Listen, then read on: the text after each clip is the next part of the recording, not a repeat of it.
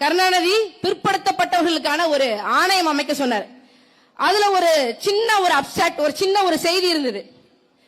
10 விழுக்காடு இருக்கக்கூடிய சாதியினர் கிட்டத்தட்ட 52 விழுக்காடு அரசு பணிகளை ஆக்கிரமித்து செய்து வைத்துள்ளார்கள். அதை நாம் நீக்க வேண்டும் என்று ஐயா சட்டநாதன் அவர்கள் தன்னுடைய ஆணையத்தில் குறிப்பிட்டிருக்கிறாங்க. அதுல மிக முக்கியமாக அவர் சொல்லக்கூடிய சாதி என்னவாக இருக்கிறது அப்படின்னா வடுகன் அப்படின்னு இருக்கு.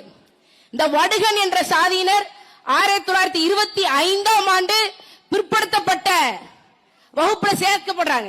அவங்கள 1938ஆம் ஆண்டு நீங்க பிற்படுத்தப்பட்ட வகுப்பினர் கிடையாது, நீங்க பிற்படுத்தப்பட்ட வகுப்புல இருந்து நீங்க எல்லாம் நீங்கிக்கோங்க, இல்லன்னா நாங்க நீக்கிறோம் அப்படின்னு சொல்லி தமிழ்நாடு அரசாங்கம் கலெக்டர்களை கூப்பிட்டு வச்சு, எஜுகேஷன் ஆபீசரை கூப்பிட்டு வச்சு, கல்வி அலுவலர்களை கூப்பிட்டு வச்சு ஒரு மிகப்பெரிய ஜீவோ கொடுத்தாங்க. ஆனாலும் இவர்கள் என்ன பண்றாங்க அப்படின்னா இன்னும் 100 ஆண்டுகளாக வடுகன் என்ற பெயர்ல தமிழ்நாட்டின் கெசட்டட் போஸ்ட், நான் கெசட்டட் போஸ்ட், அரசு பணிகளை எல்லாம் செய்வது யார் தெரியுமா? தமிழர் அல்லாத கம்மா நாயுடு, கம்மவார் நாயுடு, ரெட்டியார்கள், இவர்கள் யாருமே தமிழர்கள் கிடையாது. ஆனால் தமிழர்களுக்கான இந்த பிற்படுத்தப்பட்ட வகுப்பை சேர்ந்தவர்களுடைய அத்தனை உரிமையிலும் பறித்துக் கொண்டிருக்கிறார்கள்.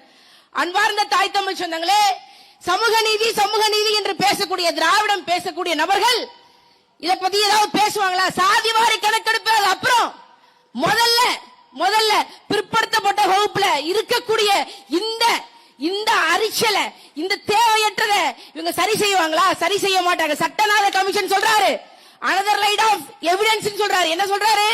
தென்னாட்டில் இருக்கக்கூடிய ஒரு திமுக எம்எல்ஏ இங்க இருக்கக்கூடிய கம்மா நாயுடு, கம்மவார் நாயுடு எல்லாம் கூப்பிட்டு வச்சு சட்டநாதன் கிட்ட போய் உட்கார்றாரு. என்ன சொல்றாரு? நான் தமிழ் ஸ்பீக்கிங் கம்யூனிட்டி, நாங்கள் தமிழர் அல்லாதவர்கள், எங்களை லிங்குவிஸ்டிக் மைனாரிட்டியை ஏத்துக்கோ, எங்களை மொழி சிறுபான்மையினராக ஏத்துக்கோ, பேக்வர்டு கிளாஸஸ்ல எங்களை சேர்த்துக்கோன்னு சொல்றாரு.